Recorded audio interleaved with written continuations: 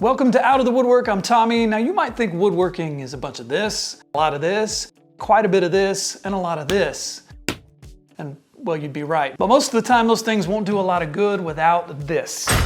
And it's also a whole lot easier with these. A lot of beginners envision woodworking as hammering nails and driving a bunch of screws in. And while there is some of that, glue is almost always the single most important part of joining two pieces of wood together. There's all kinds of adhesives you can use in woodworking, but I'm going to talk about the two most common. The first is just regular wood glue, and this particular brand, I've got their waterproof version and their interior version. And this brand is actually non-toxic and food safe. We'll talk about all that a little later. The second is cyanoacrylate or CA glue. You may know this more commonly as the brand Super Glue, but Super Glue is just CA glue. This is Starbond brand, and while they didn't sponsor this video, they did send me a bunch of their products to try out, and I'll put a link down below. If you use discount code Out of the Woodwork, all one word, you can get 10% off. So here are 7 quick tips and techniques new woodworkers should know about glue. Number 1 is sometimes called the blue tape and CA glue trick, and while that rolls nicely off the tongue, I like to call it the I don't have to use double-sided tape and damage my project trick.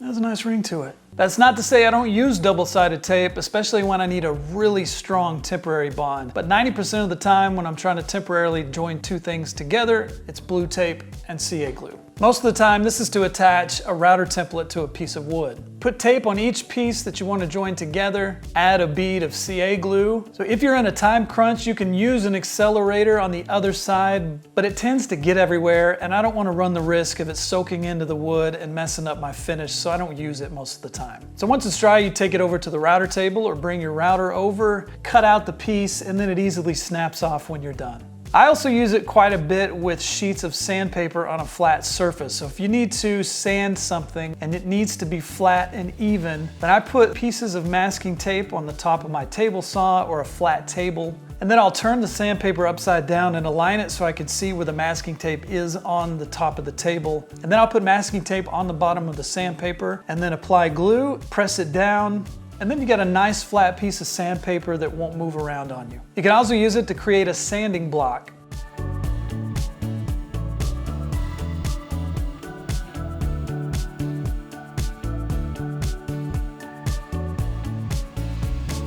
But by far my favorite way to use the blue tape and CA glue trick, something I like to call double drill. You could also use it to create an impromptu tool rack.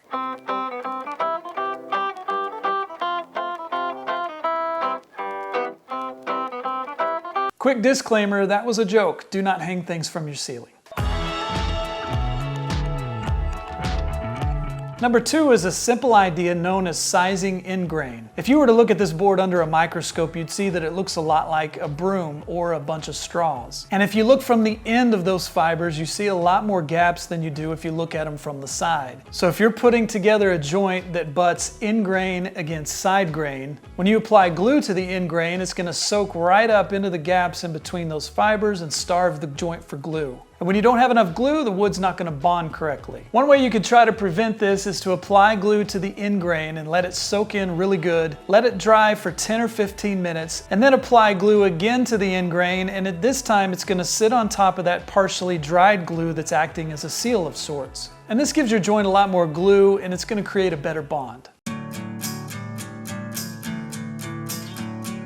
Speaking of creating a better bond, number 3 is to tightly clamp the two pieces of wood together. Now, yellow wood glue is stronger than the wood fibers when it's correctly applied. It essentially acts as a bridge in between the two pieces of wood. So the tighter you get those two pieces of wood, the closer together you get them, the shorter the gap the glue has to bridge. Another thing to remember is that the harder or denser the wood is, the more clamping pressure you need. If you use good clamps, they'll apply enough pressure and hold the joint together until the glue completely dries. You can also use screws or nails. Screws will work a little bit better than nails because they have threads that are holding the wood together, but nails, brad nails, can also work in a pinch. So let's say you've got a situation where you need to glue two pieces of wood together, but you can't get clamps in there, and you don't want to use screws or nails, or maybe you can't fit your drill in there. You could actually use CA glue as a clamp. Now make sure you have wood glue on the very edges, but just inside from the edge, leave a space and then leave a couple more in the middle somewhere at equal increments. Now add a medium CA glue to those empty spots, push the wood together and hold it for a couple minutes until that CA glue takes hold. And that will act as a clamp for the next couple hours until the wood glue dries. After a glue up, you're going to have glue squeeze out.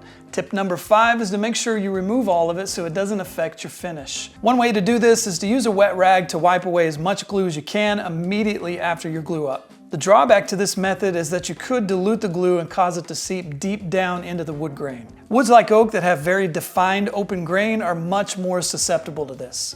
Another way is to let the glue dry for about 30 minutes and then scrape it away. Wait too long and the hardened glue will pull up the wood fibers, causing chip out, but don't wait long enough and you're going to smear it everywhere. Wood glue won't stain and finish the same as wood, so if you don't remove it, it'll show up as discolored blotches. Before you begin to apply finish, use water to check each joint for any glue that you missed. Keep sanding until it's completely gone, and if you apply stain and find a spot that you missed, sand and reapply the stain. Tips like this one really make all the difference, and they're the way to get a professional finish.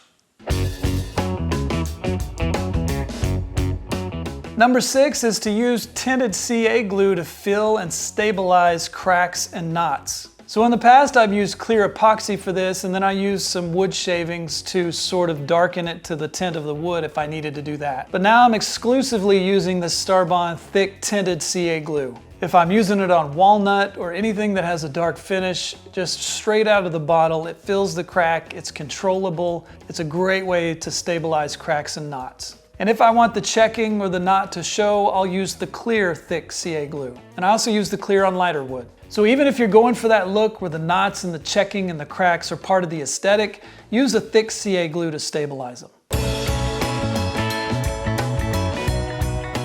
Our 7th and final tip is really a combination of a couple different tips. Wood glues are made with different characteristics. So like I said before, this one is made to be waterproof, and this one is specifically made to take longer to dry and cure. The reason you would want that is if you're doing a complex glue up and it takes you a while to get the clamps in place, you've got a lot of pieces, a lot of moving parts to make sure everything's square.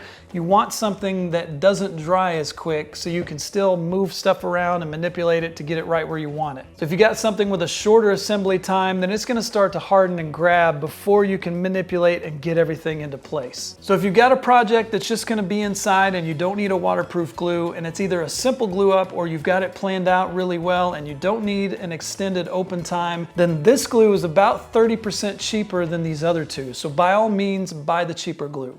If you found any of these tips helpful, like this video and consider subscribing.